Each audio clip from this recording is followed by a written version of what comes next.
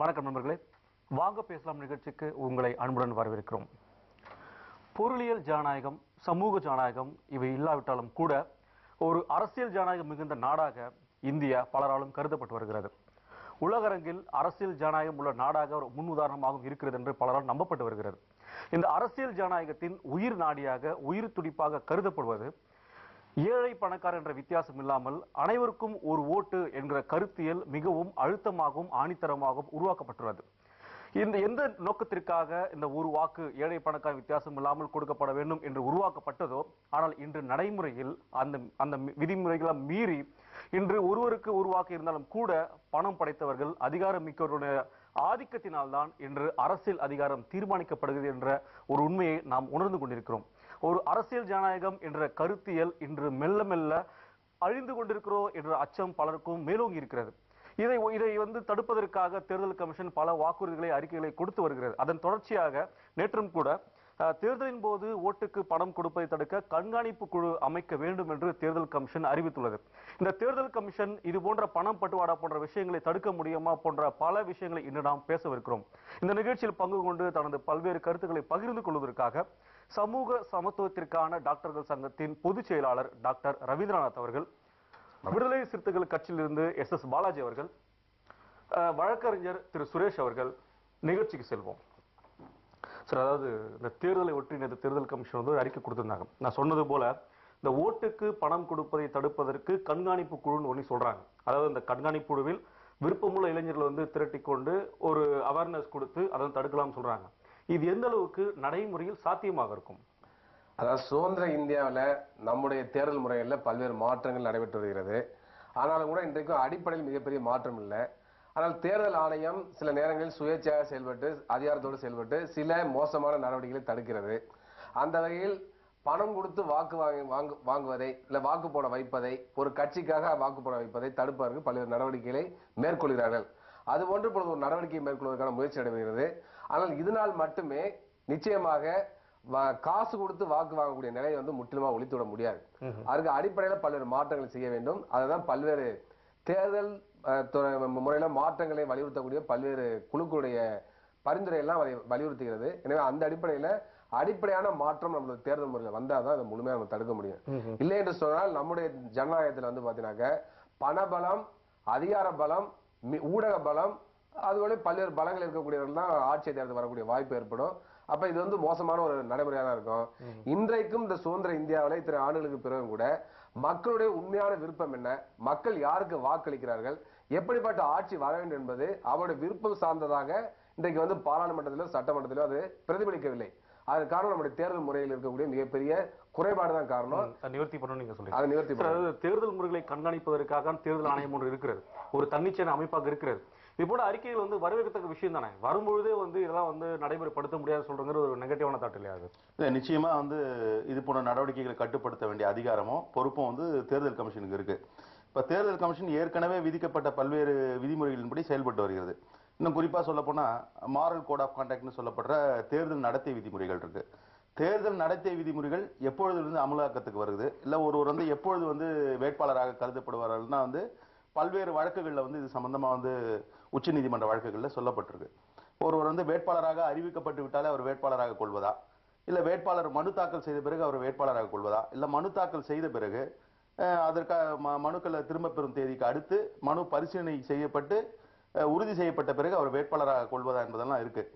இப்போ பணம் கொடுப்பதை கட்டுப்படுத்த தேர்தல் கமிஷன் இன்றைக்கு ஒரு சில வழிமுறைகளை கையாள போவதாக இன்றைக்கு அறிவித்திருக்கிறது. ஆனா இதே தேர்தல் கமிஷன் ஏற்கனவே விதிக்கப்பட்டிருக்கின்ற இந்த மாரல் கோட் ஆஃப் கான்டாக்ட் எல்லாம் அதை பைபாஸ் பண்ணணும் அப்படின்ற ஒரு எண்ணத்தோட சில அரசியல் கட்சிகளும் சிலரும் இன்றைக்கு நடைமுறைப்படுத்திட்டு இருக்காங்க. ஏன்னா தேர்தல் மாரல் கோட் ஆஃப் கான்டாக்ட் வந்த பிறகுதான் ஒரு வேட்பாளர் தான் செய்யக்கூடிய செலவுகளை கட்டுப்படுத்துகின்ற அதிகாரம் அல்லது அந்த வரையறை தேர்தல் கமிஷனுக்கு இருக்கு. இப்ப இன்றைக்கு நம்ம இங்கே கூட பாத்தீங்கன்னா பாட்டாளி மக்கள் கட்சியினர் இன்றைக்கு வேட்பாளர் அறிவித்து விட்டு வீடு வீடாக போய் பிரச்சாரம் பண்றாங்க. இப்ப இந்த செலவுகள் எல்லாம் கட்டுப்படுத்துறது, அதை கண்காணிப்பதற்கான ஒரு அமைப்பு இல்லை. ஆக தேர்தல் கமிஷன் எத்தகைய நடவடிக்கை எடுத்தாலும் அதை புறந்தள்ளிட்டு மாற்று வழியை தேடுகின்ற ஒரு சூழல் தான் இருக்கு. மற்ற விதிமுறைகளை வந்து தடுக்க முடியாத தேர்தல் கமிஷன் இதை மட்டும் தடுக்க முடியுமா கேள்வி. சார் சுரேஷ், அதாவது இப்போ டாக்டர் ரவீந்திரநாத் சொன்னாரு, அதாவது இந்த அறிக்கைகள் இந்த குழுவின் மூலமாக தடுத்து வர முடியாது, இதுல தேர்தல் கமிஷன்ல சில மாற்றங்கள் கொண்டு வந்து சொல்றாங்க இல்லையா, அதை எப்படி பாக்குறீங்க ஒரு வழக்கறிஞரா?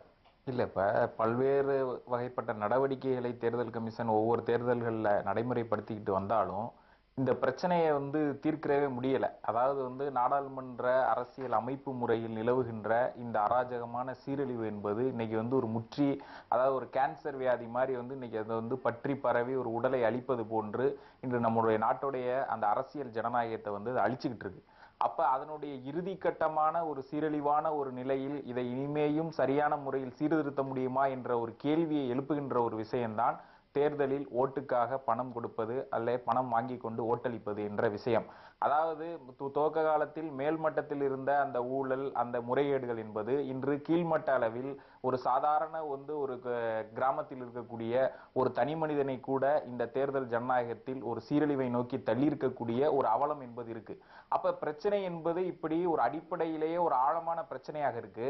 ஆனால் இதற்கான தீர்வுகள் வந்து வெறுமன கண்காணிப்பு குழுக்களோ இல்ல கிராமப்புறத்தில் இருக்கக்கூடிய தன்னார்வமிக்க இளைஞர்களை கொண்டு கண்காணிப்பது போன்ற நடவடிக்கைகளோ எப்படி இந்த அடிப்படையான ஆழமான பிரச்சனையை தீர்க்கும் என்பது எனக்கு தெரியல. அப்ப அதை நோக்கிய சிந்தனை என்பதும் அப்ப இந்த பிரச்சனையினுடைய அடிநாதத்தை நாம் எப்படி சீரமைக்க வேண்டும், அதை எப்படி மாற்றியமைக்க வேண்டும் என்பதை நோக்கிதான் நாம் சிந்திக்க வேண்டியிருக்கே தவிர இப்படிப்பட்ட சீர்திருத்தங்கள் முழுமையாக சாத்தியப்படுமா என்பது ஐயம்தான். அதாவது மேல ஆளக்கூடிய தளங்களிலிருந்து அடித்தட்டத்தில் மக்களுக்கு ஊழல் பரவி இருக்கிறது.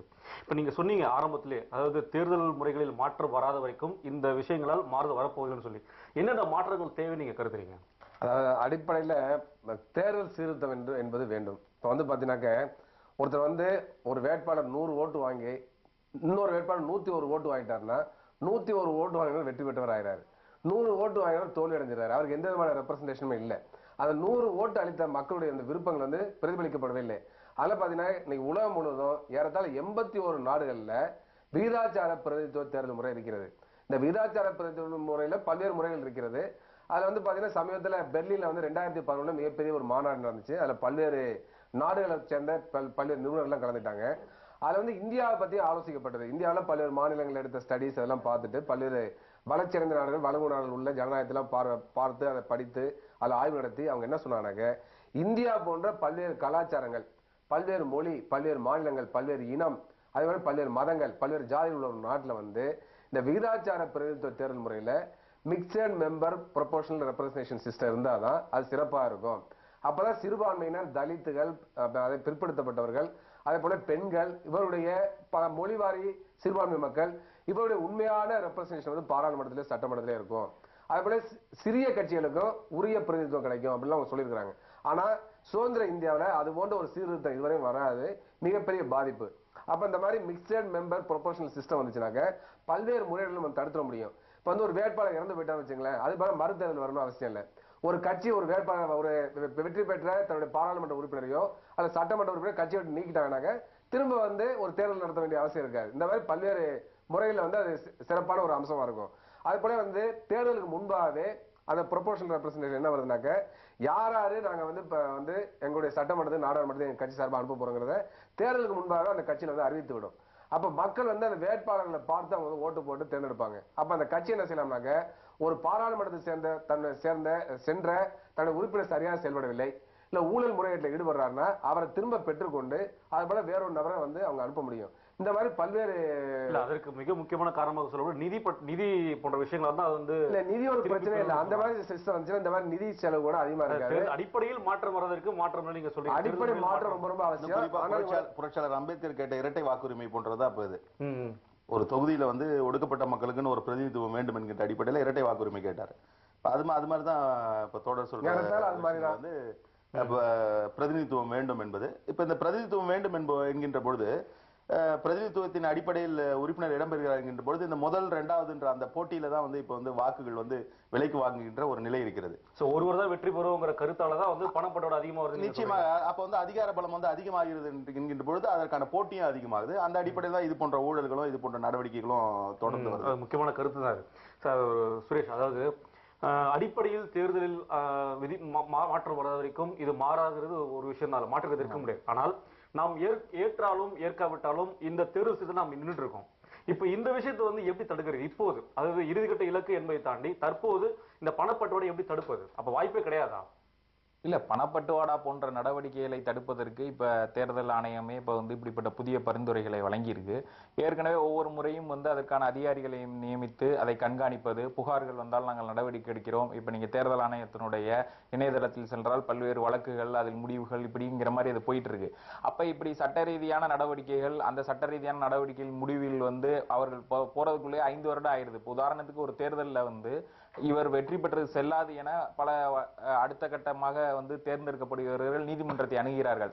ஆனால் அந்த வழக்கு முடிவடைவதற்கு முன்பு அவர் 5 வருடம் அவர் எம்எல்ஏ எம்பி பதவியை முடிச்சிடுறாரு. அப்ப இந்த சட்ட ரீதியான இந்த போராட்டங்களில், இந்த சிக்கல்களுக்குள்ளேயே இந்த மாதிரி பிரச்சனைகளில் நின்று கொண்டு இது வந்து நீண்ட கால அடிப்படையில் இது வந்து இழுத்தடிக்கப்படுகிறதே தவிர அந்த தவறு செய்தவர்கள் உடனடியான தண்டிக்கப்படுவதற்கான ஒரு சூழலும் நிலைமையும் இல்லை. அதனாலதான் இந்த பிரச்சனையே வந்து வெறுமன வந்து அதை சீர்திருத்தங்களோ இல்லை இந்த மாதிரி சில நடவடிக்கைகள் மூலமா தடுத்து விட முடியுமா என்ற கேள்வியை தான் நான் திருப்பி திருப்பி எழுப்புறேன். ஏன்னா இன்னைக்கு என்ன பிரச்சனை ஆயிடுச்சுன்னா, தேர்தல் முறையே என்பது இன்னைக்கு பாத்தீங்கன்னா ஒரு பிசினஸ் மாதிரி ஆயிருச்சு. இன்னைக்கு பாத்தீங்கன்னா நீங்க செய்தித்தாள்கள்ல பார்க்கலாம், பெரிய கட்சியில இருக்கக்கூடிய காங்கிரஸோ பிஜேபியோ தங்களுடைய அட்வர்டைஸ்மெண்ட் ஏஜென்சியே 500 கோடி 600 கோடி என்று இன்னைக்கு தனியார் ஏஜென்சி, அட்வர்டைசிங் ஏஜென்சிட்ட கொடுத்துட்டு இருக்காங்க. இப்போ ஒரு தொகுதியில 40 லட்சம் தான் செலவழிக்க வேண்டும் என்று தேர்தல் நன்னடத்தை விதி இருக்கு. அப்ப தமிழகத்தை பொறுத்துக்கிட்டோம்னா 40 தொகுதினா கிட்டத்தட்ட 16 கோடியே 17 கோடியே தான். ஆனா இன்னைக்கு நேற்று திமுகல வந்து 106 கோடி ரூபாய் தேர்தலுக்காக மட்டுமே அவர்கள் வந்து வசூல் செய்துள்ளார்கள். அப்ப இது மாதிரி பிரச்சனையை வந்து இன்னைக்கு வந்து ஒவ்வொருத்தரும் கோடிகளில், அதாவது வந்து இன்னைக்கு தேர்தல் என்பது 2 விதத்துல வந்து இன்னைக்கு கட்சிக்காரர்கள் நடத்த பாக்குறாங்க. ஒண்ணு, தேர்தல் அப்பத்தில் நாம் லாபம் அடையணும், தேர்தலுக்கு பின்பு லாபம் அடைவது. அப்ப வந்து வட்ட செயலாளர் லட்சத்துல சிந்திக்கிறாரு, கிளை செயலாளர் ஆயிரங்கள்ல சிந்திக்கிறாரு, மாவட்ட செயலாளர் கோடிகள்ல சிந்திக்கிறார். அப்ப எல்லாமே இப்படி பணத்தினுடைய பரிமாற்ற ஒரு பிசினஸாக வந்து தேர்தல் மாறி இருக்கக்கூடிய ஒரு அவலத்தில் நாம் வந்து நிக்கிறோம். சார், நீங்க சொன்ன அடிப்படை மாற்றம் வர்றதுக்கு தீர்வு கிடையாது நீங்க சொன்னீங்க, அது ஒத்துக்கிறோம் நாம. ஆனால் இப்ப சின்ன சின்ன விஷயங்கள் தடுப்பது மூலமா, அதாவது வேட்பாளர் வருமான வரி, வருமானத்தை வந்து வருமான வரித்துறை வந்து முறையாக கண்காணித்து அவர் செலவழிப்பதற்கு தகுதி உள்ளவரா அல்லது அவர் செலவழிப்பதற்கு எந்த பணம் வந்தது போன்ற இந்த கட்டுப்பாடுல விதிப்பதால் இதை பணப்பட தடுக்க முடியுமா? நிச்சயமா ஓரளவு தடுக்க முடியும். இப்ப நான் வந்து இந்திய கம்யூனிஸ்ட் கட்சியில இருக்கேன். இந்திய கம்யூனிஸ்ட் கட்சியுடைய பொதுச் செயலாளர் வந்து தோழர் இந்திரஜித் குப்தா அவர்கள் தலைமையில வந்து 1998 தேர்தல் சீர்திருத்தம் சம்பந்தமான ஒரு கமிட்டி அமைக்கப்பட்டது. அந்த கமிட்டியில பல்வேறு ரெக்கமெண்டேஷன் கொடுத்தாங்க. அது எல்லாமே முழுமையாக நடைமுறைப்படுத்தவில்லை. அதுல முக்கியமா அவர் சொன்னது வந்து தேர்தல் அரசியல் கட்சியில அனைத்தும் முறையாக தங்களுடைய வரவு செலவு கணக்கை வந்து சப்மிட் பண்ணணும். அதே போல பாத்தீங்கன்னா தேர்தல் முடிஞ்ச பிறகு 45 நாள்ல அவங்க வந்து ஒரு வேட்பாளர் அரசியல் கட்சி ஒட்டுமொத்தம் எவ்வளவு செலவு செஞ்சாங்க அக்கௌண்ட் வந்து கொடுக்கணும். இந்த மாதிரி பல்வேறு கொண்டு வந்தார். சில விஷயங்கள் வந்து செயல்படுத்தப்பட்டிருக்கு. ஆனா பல விஷயங்கள் செயல்படுத்தப்படல. குறிப்பா பாத்தீங்கன்னா எனக்கு அரசாங்கமே வேட்பாளருக்கான ஒட்டுமொத்த செலவை ஏற்றுக்கொள்ள வேண்டும் சொல்லியிருக்காரு. அதை சொல்லின்ற பொழுது அந்த உதவியை கூட பணமாக கொடுக்க கூடாது, பொருட்களா கொடுக்கணும்னு சொல்றாங்க. மேடை கொடுக்கிறது, மேடை அமைத்து கொடுப்பது, இல்லைன்னா போஸ்டர் போட்டு கொடுப்பது, பேம்ப்ளெட்ஸ் போட்டு கொடுப்பது, இந்த மாதிரியான வேலைகளை தான் செஞ்சு கொடுக்கணும் இல்லையா, கேஷா கொடுக்க கூடாது என்று சொல்லி தெளிவா சொல்லிக்கிறது.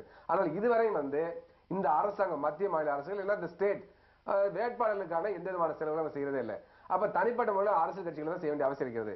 அதனால திரு சுரேஷ் அவர்கள் சொன்ன மாதிரி பணபலம் படைத்த அரசியல் கட்சிகள், ஊடக பலம் அடைத்த அரசியல் கட்சிகள், செல்வாக்கு மிக்க அரசியல் கட்சிகள் எளிதாக தேர்தலில் வெற்றி பெற்று வருகின்றன. அதே போல பாத்தீங்கன்னா ஒரு குறிப்பிட்ட பகுதியில் மட்டுமே செல்வாக்கு உள்ள கட்சிகள் வந்து சமயத்தில் வந்து சட்டமன்றத்தில் நாடாளுமன்றத்தில் நுழைந்து விடுகிறது.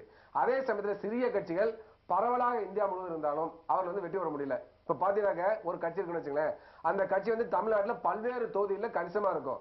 ஆனா ஒரு தொகுதியில் அதிகமான மக்கள் வந்து அவங்களுக்கு வாக்களிக்கிற வாக்கு வங்கி இருக்காது.